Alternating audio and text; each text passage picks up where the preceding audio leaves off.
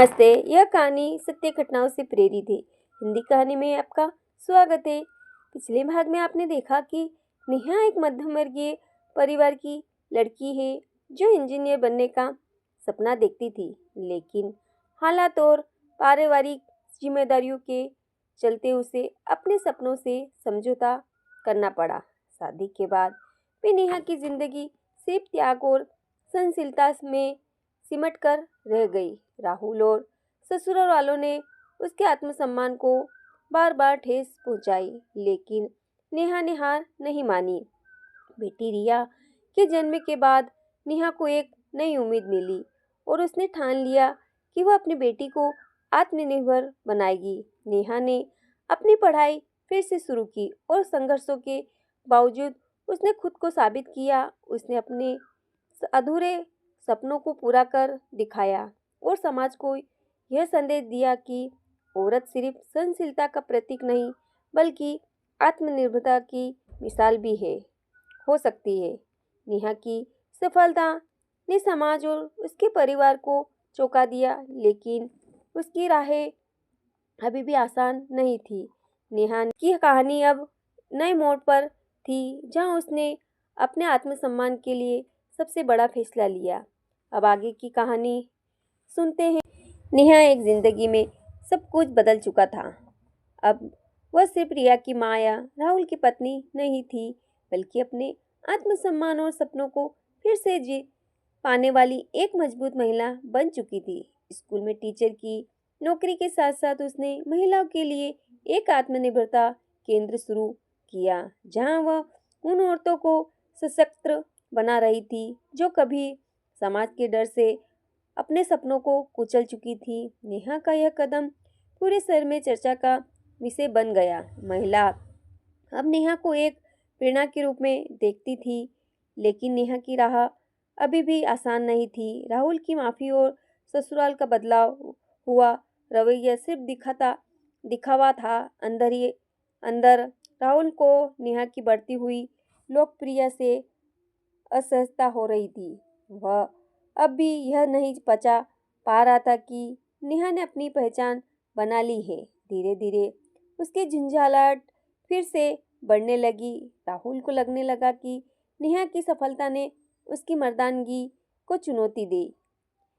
घर में छोटी छोटी बातों पर वह नेहा को ताने मारने लगा। इतना सब कुछ कर लिया, अब क्या मंत्री बनने का इरादा है? राहुल की ये बातें नेहा को अंदर से तोड़ रही थी, लेकिन उसने इस बार हार नहीं मानी। नेहा ने अपनी सहेलियों को भी आत्मनिर्भर बनाने का बीड़ा उठाया था। उसने अपनी सहेली के प्रीति को सिलाई का काम सिखाया और सुमन को ब्यूटी पार्लर चलाने में मदद की। धीरे धीरे कई औरतों ने नेहा के साथ जुड़ने लगी और उनके सपनों को पंख मिलने लगे। नेहा की बेटी रिया कॉलेज में टॉप कर रही थी। रिया को अपनी माँ की संघर्ष भरी कहानी से हमेशा प्रेरणा मिलती थी। वह अक्सर अपने दोस्तों से कहती, मेरी माँ ने मुझे सिखाया है कि औरत कमज़ोर नहीं होती, बस उसे अपने भीतर की ताकत को पहचानने की देर होती है। रिया ने अपनी माँ का सपना भी पूरा कर दिया था। उसने इंजीनियरिंग में टॉप करके नेहा का सपना साकार कर दिया। नेहा को अब अपनी बेटी पर गर्व था। वो उसकी आंखों में वही चमक लौट आई थी जो बरसों पहले खो गई थी। लेकिन किस्मत ने अभी नेहा को और परीक्षा देनी थी।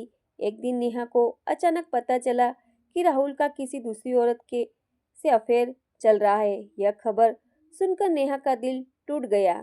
उसने हमेशा राहुल को माफ किया, हर बार उसकी गलतियों को नज़रअंदाज किया, लेकिन इस बार वह चुप नहीं रह सकती थी। नेहा ने इस बार अपना आत्मसम्मान दांव पर लगाने से इनकार कर दिया।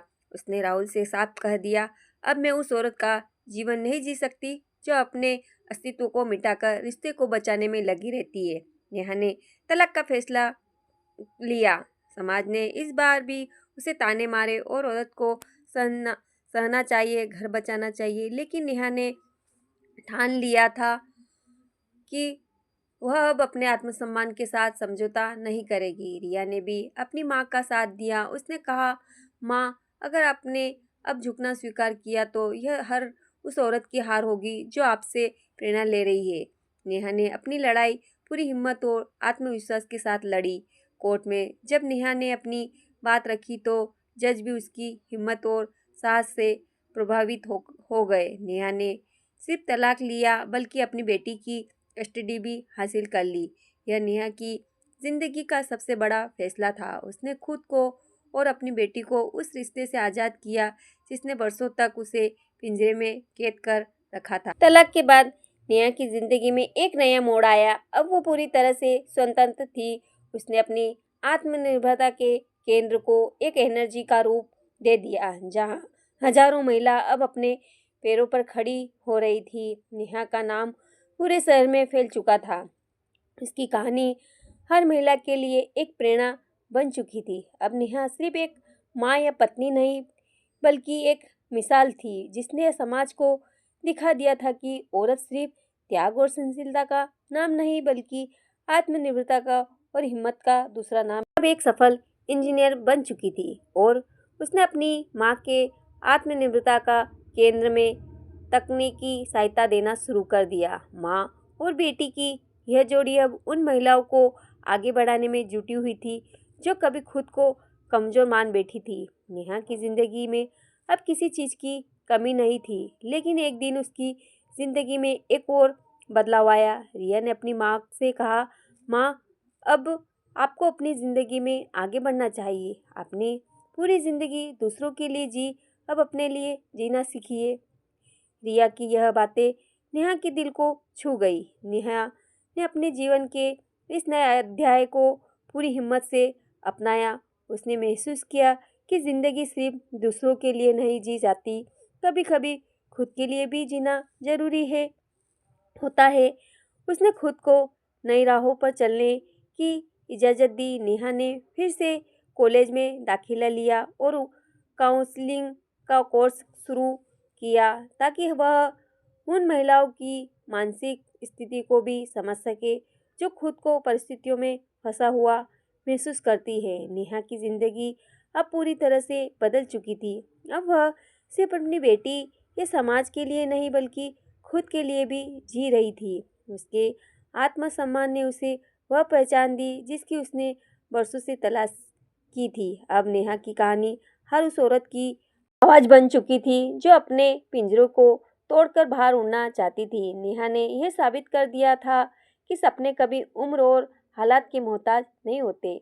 औरत सिर्फ सहनशीलता का प्रतीक नहीं होती बल्कि ज़रूरत पड़ने पर वह खुद की दुनिया भी बदल सकती है। नेहा की कहानी उन तमाम औरतों को यह संदेश दे रही थी कि हर औरत के भीतर एक नेहा छुपी होती है जिस बस अपने पंख फैलाने की ज़रूरत होती है। नेहा ने अपनी ज़िंदगी की हर परीक्षा में जीत हासिल कर ली थी। उसने साबित कर दिया था कि जब वो एक औरत अपने आत्मसम्मान के लिए खड़ी होती है तो पूरी दुनिया उसकी ताकत को सलाम करती है। अब नेहा की कहानी सिर्फ एक संघर्ष की कहानी नहीं थी बल्कि यह एक ऐसा प्रेरणादायक सफ़र था जो हर औरत को यह सिखा रहा था कि पिंजरे में बंद ख्वाब भी अगर हिम्मत हो तो खुलकर आसमान में उड़ सकते हैं। अपनी सुनी नेहा की प्रेरणादायक कहानी जो हर उस औरत के लिए एक मिसाल है जिसने कभी अपने सपनों को हालात की बेड़ियों में जकड़ लिया था। अगर आपको यह कहानी पसंद आए तो इसे लाइक, शेयर और सब्सक्राइब जरूर करें। हमारी और भी ऐसी प्रेरणादायक कहानी को सुनने के लिए जुड़े रहिए हिंदी कहानी चैनल के साथ। धन्यवाद।